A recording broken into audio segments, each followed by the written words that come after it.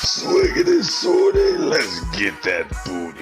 Hey y'all, welcome to another episode of the Slim Cogcast. It is I, Slim Cognito, and I just want to let you know that the game that I've been playing, we jumping right into it, the game I've been playing for the past few days, all week, on the stream, y'all need to be dropping into the stream, it's been crazy, the people been loving it, Disco Elysium, holy shit, but first, let me tell you about what I've been watching.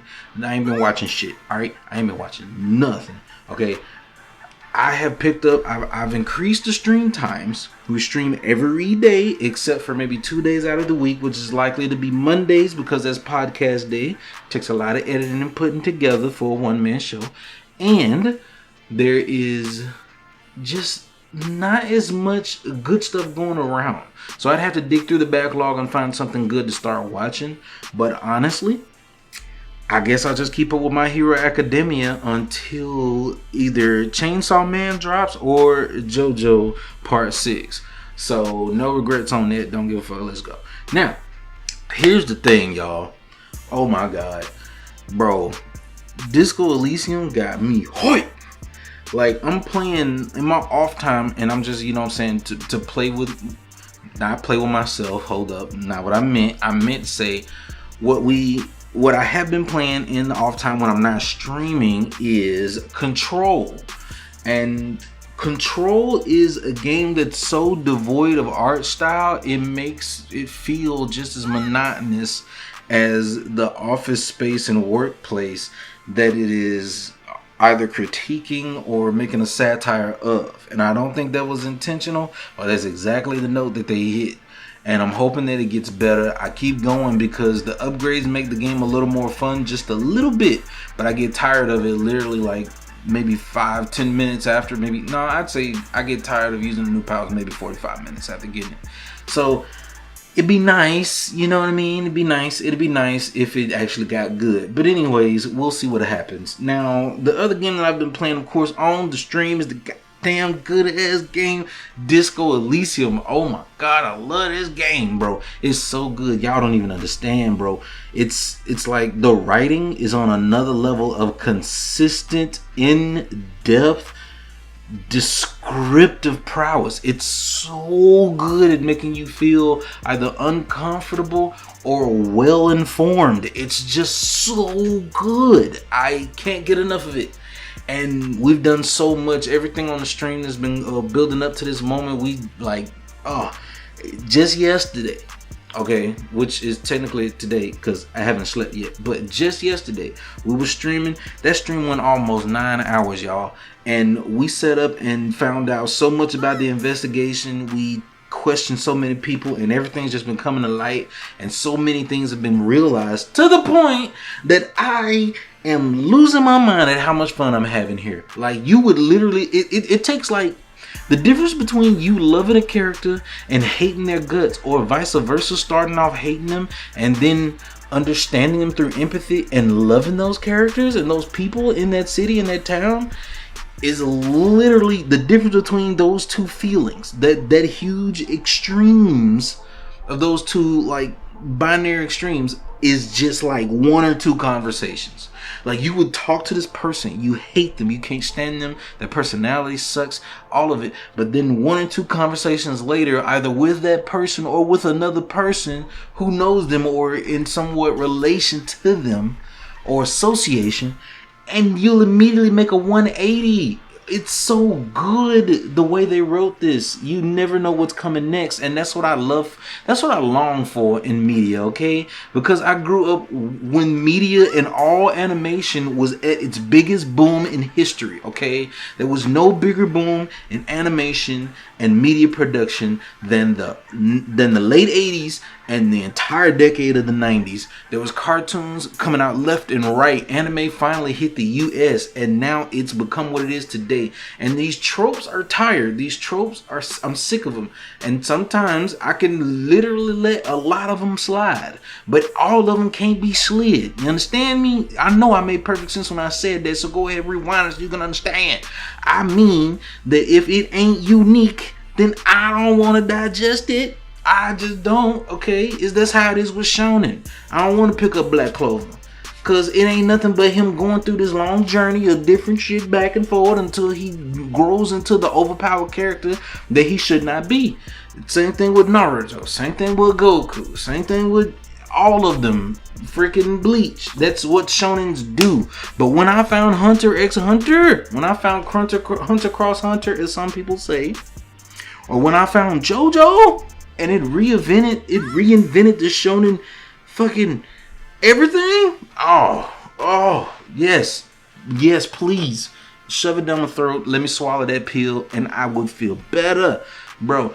This is why I've been enjoying Mob Psycho 100, and I have to say I'm sad that My Hero Academia is becoming that very same thing, and I'm getting fatigued with it. I'm like, all right, bro, I know you love your friends. Okay, bro, we understand you love humanity. Okay, we know you want to be a hero. You want to be number one. You want to be the best. Like, we get it. You want to be the best. I understand. But just please give me something unique. Please give me something fresh. I'm enjoying Tokoyami more than the other characters because my boy been out there grinding and working with Hawksuit, doing things, you feel me? And everybody up in the manga, you know what I'm saying, they know shit is coming that I don't, and I don't really like that, but whatever. So we don't talk to those people. We let them die slowly and alone. But anyway, back on topic. Fuck it. Anyway, bro, Disco Elysium is an amazing game, and if you really enjoy well-written literature and astounding atmospheric games, RPGs, choose your own adventure, be whatever you want to be. You could be a hard-boiled cop that solves the case using logic, rhetoric, and straight up just intellect, or you could just be going around punching shit and just be nothing but brawn and muscle and just get down to things without thinking about it twice, and hopped up on drugs and walking around the entire investigation and just your draws. Like, it doesn't matter. You choose to do what you want. You could be a supernatural cop and talk to mailboxes and speak to inanimate objects, and the city would tell you things that you're not supposed to know, but you do end up realizing it and using it in the investigation. And the people around you would think that you're insane, but it turns out that the results you produce is a successful case. And it's an amazing work of art. Good ass game. I can't get enough of it. So anyway, moving on. I've told you what I feel about Control, and it feels boring thus far, but still, it's kind of interesting with the gunplay, but it's boring though. I'm playing it on the hard mode, and it ain't that hard. Yeah, so, anywho's, let's jump into the news. I didn't know I was going to get through everything that fast, but here we are. Alright, so first thing on the docket is Activision Blizzard lawsuit alleges discrimination, sexual harassment, and frat boy culture. Bruh. Activision Blizzard, these accusations that have been coming across, I'm sure you've seen the news all throughout the week. I just want to say, if these allegations are true, then they're pieces of shit and this shit needs to be rectified. But, and I mean this is a mighty but, this is a big, jiggly, juicy, thick but, if these accusations are false and just trumped up, then whoever started that mess in that company, they need to promptly be hit with the long stick of the law, and maybe even unemployment, because I can't get down with that thought. Like, this thing that they're presenting, I can't imagine. Like, everybody's adopting the things that these allegations is being put forward, but I cannot imagine the idea that these people literally do these asinine things in this huge fucking billion dollar company. I don't even know how much they're worth or what their stock is. I should go look it up, but it ain't relevant right now. This company is too big for to be talking about that this type of shit goes on. I can't believe it. That makes no sense to me. I can see it happening in private, but not just out in the open doing this in the most disrespect. I'm gonna tell you what I mean. Okay, so basically, there were female employees working for the World of Warcraft team noted that male employees and supervisors would hit on them and make derogatory comments about rape and otherwise engage in demeaning behavior, saying that they groping inebriated female employees at company events and was known for making hiring decisions based on female applicants' looks. Like, bro, okay, number one, that's every company for the last part. But number two, if they're sitting out there doing all that other shit though, like the groping and stuff, that's disgusting, bro. Like, relax. Like, how are they this comfortable with doing this type of shit at a company this big? That doesn't add up to me. It doesn't make sense.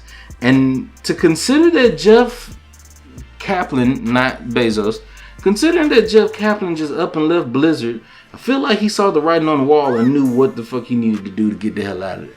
So, I don't know. It's kind of fishy, but still.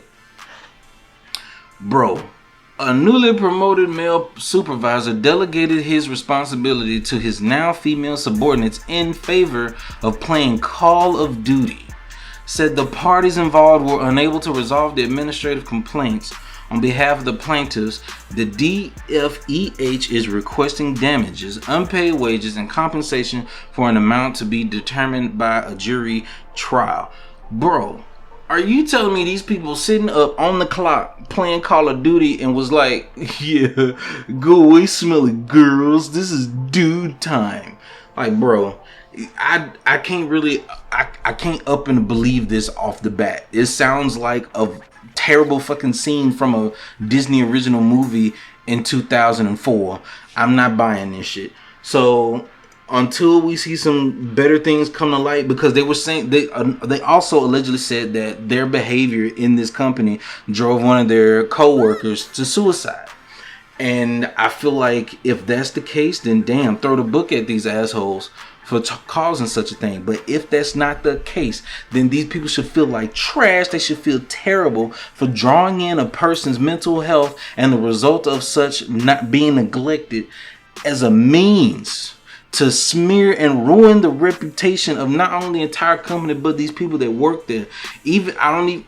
Bro, this could go either way. And until things are properly stated, because as of right now, there's another article around saying that the DFEH did not conduct their investigation of these allegations properly and did not include them in the investigation to find out what was going on with context. So, what the fuck? We need to know some truth before we jump on into this. I just don't get down with it. I need to know the full story.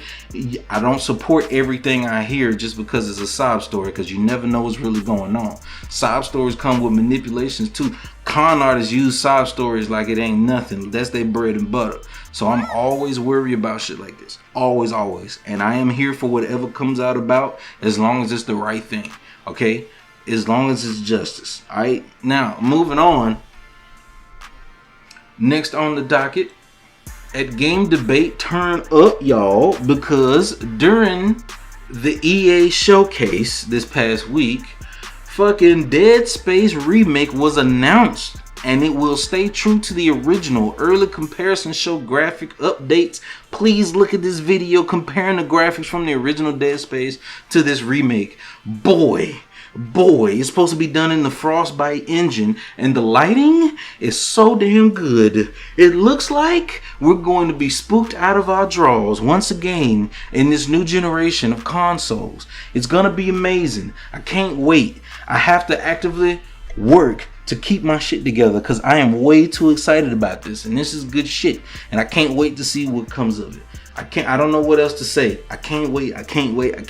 Next, over on kitguru.net, EVGA is replacing failing RTX 3090 cards following New World issue. So there's been a problem with this new MMO that dropped. There's like an open beta for people that's been going around playing it. The keys have been released and people won't shut up about it and won't stop playing it. I see it all over the Twitch. I see it in my friends list in the Discords. I see it in my friends list in the Steam. Everybody's playing a New World right now. And the thing about a New World is that they had problems where you could be in the menus and the UI would max out your graphics cards. Even if it was a 3090, it would max it out and it'd be running at 100% just to draw a menu. And it was a terrible bug that was wearing out people's cards and blowing them the fuck up. So EVGA is replacing them after they have failed them. And it turns out that people were directing fire toward EVGA for the problem, but it's not the hardware. It was the game itself having some type of issue with being in the menus, and they limited the frame rate while you're in the menus. Now, this is a basic thing that I feel like they shouldn't have overlooked, but you know, it's made by humans and shit happens. So people have to wait now for their cars to be replaced by EVGA. Pretty sure that is the right move to do, and I'm glad to see that they're all rectifying their problems. Since then, a new world has been patched to fix the issue, and everything is looking up. So let's see what happens from there. We'll report back. But another thing I want to report back though, next thing on the docket, Valve says it hasn't found a game Steam Deck can't handle. So the thing about the Steam Deck, we went down the full lowdown of the specs and the hardware. And the thing about the hardware in the Steam Deck that makes it so good is the fact that the processor and GPU in this thing is not only miles better than Nintendo Switch, but also this much power behind the handheld without the need to output video at higher than 1080p. It doesn't even have to go up to 1080p because the screen is not a full size television or monitor. It's a handheld. So that saves on so much performance. You get way more overhead to do so much more. And they're giving us a new front end that's, you know, to replace the Steam, what's it called? Big Picture. And it's going to be the Steam Deck UI, which is basically the Steam OS that the entire handheld will be running off of. So Steam OS is going to come with some new things, not only for its handheld, but also for its PC users. And that's great. And I can't wait. And I want to see what Nintendo will answer with. They gotta, bro, this is like a hip check to see if Nintendo's keeping that balance, bro. This is like a gut check to see if they're keeping the composure. This is something delicious here. Nintendo has to jump higher in order to keep up, and I can't wait. Because all of these components, although very powerful, is affordable considering making a console a handheld console. So it's like you're not gonna lose out, and the power you're getting, especially out of the CPU, bro. Shout out to Ryzen. First and foremost, we got to give Ryzen their flowers. They've been killing it. Intel can't breathe. And they've literally kicked their ass thoroughly, bro. It's over with for Intel, and I don't feel bad for them. Anyway, yeah, so basically this whole article is just reporting to the fact that the only thing that will hold it back, being that it is a 30 hertz screen, I think. Yeah, but it's an 800p display running at 30 hertz, running at least 30 hertz. So that lower resolution scales down all the games, meaning they're gonna run smoother. Some of those games might run smoother than they have on certain PC systems. So who knows? But at the same time, I don't like the fact that they're showing this game playing freaking Stardew Valley in the article itself. We need some actual examples. Now this is just an article, so it could be for sensationalism. They still want to move units. We don't even know if this is the actual factual truth, but I tell you what we do know: when these videos get to dropping and your favorite tech channels, if you don't have any tech channels that you're sub to, you need to get you some, because they will get the hardware, they will test it out, and they will compare the performance to either low to mid or high range PCs, and including the Nintendo Switch. So who can't wait? I can't wait, and we'll see then. All right, time will always tell. In the meantime, next on the docket, KidGuru.net once again letting us follow up on the Netflix thing we reported on last week, saying that Netflix had some things that a data miner came to find out that they were going to be selling games on Netflix, and it seems that game streaming is going to be the thing. So there's an update that officially said that Netflix will not charge users extra for game streaming, which is debatable since they just raised the price of Netflix like not too long ago. So I guess you're paying for it already ahead of time, and then they just keep it that price while they add the new big feature.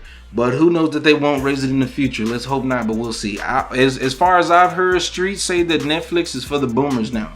There's nothing really great on it. And since every other company has made their own streaming app and platform of their own, all the good stuff is gone aside from the Netflix original. So what you gonna do? But hey, it is what it is. And lastly on the docket, something that I'm gonna rant about. Get ready, y'all, because if you ain't ready, you about to be ready. I'm about to rant real good about this Wired.com article right here, saying that immortality should be an option in every video game. Now see, this is just stupid. And the subtitle says the best part of Ratchet & Clank Rift Apart is one very specific difficulty setting. Somebody slapped the shit out of this author, okay? Somebody needs to help this man. Somebody get him out of here. Something wrong with him, okay? Because let me tell you how shit this article is first. The article starts off talking about the deaths of people with COVID-19 and vaccination rates. Why the fuck is an article about Ratchet & Clank Rift Apart is grabbing the user's attention, the reader's attention with COVID-19 mortality rates and vaccinations? No one gives a fuck, bro. That's trash and a very weak way to catch the reader's attention, first of all. Just being real with you. Second, they go on to say, and I summarize like this, maybe even paraphrase, but I summarize like this. There is a feature in Ratchet & Clank Rift Apart where you can just turn it on and be immortal throughout the game and not take any damage whatsoever and complete the game on ultra easy mode. Now, here's the thing. There was already easy modes that you can choose in video games, okay? Now, Ratchet & Clank in particular, I don't remember them having difficulties that you can choose. But now it's getting out of hand. And the fact that he's sitting here claiming that it needs to be in every video game is just downright asinine. And if you need it in every video game, I think that's about time you should stop playing video games. Go try gardening. Go try, your hands at culinary arts. Go and give a hand at, graphic design, photography. Go try and do something else, anything else. But video games are not for you, player, and phase yourself out instead of trying to force everybody else to go with your own inhibitions. This is trash.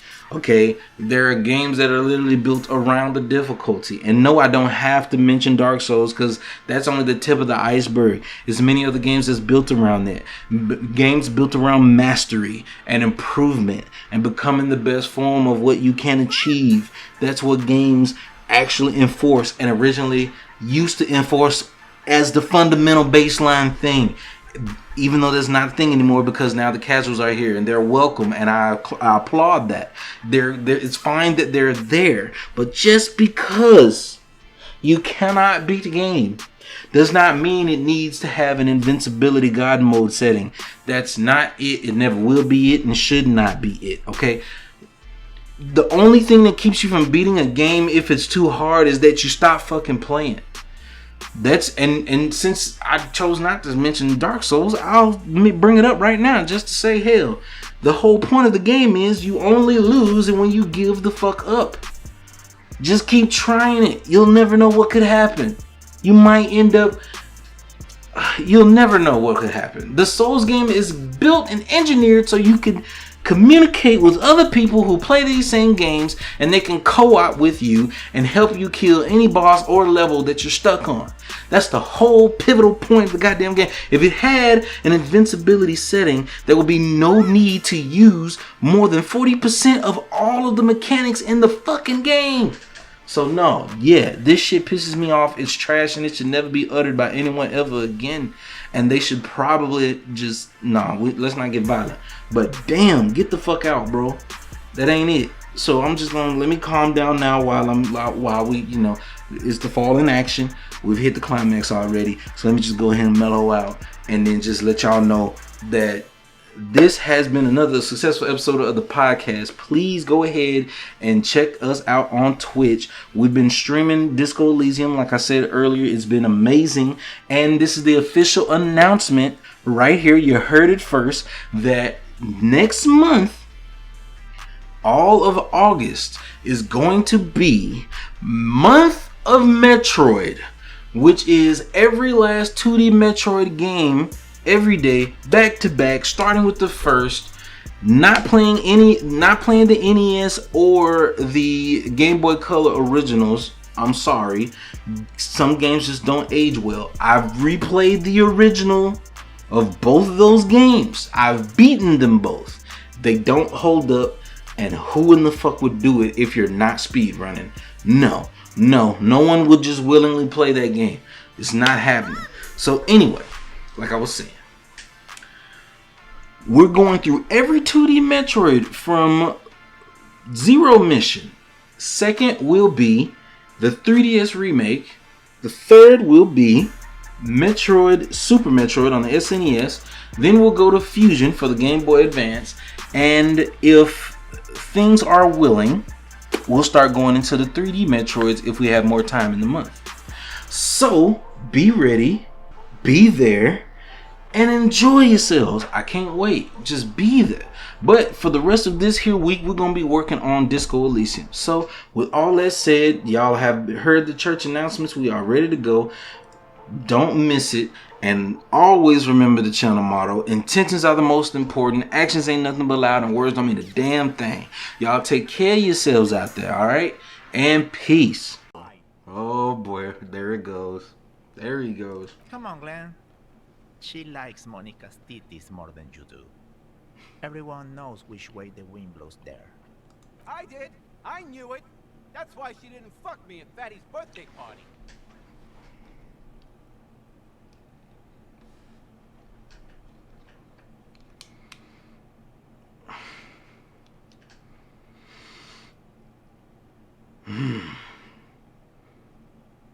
You shitting me, right?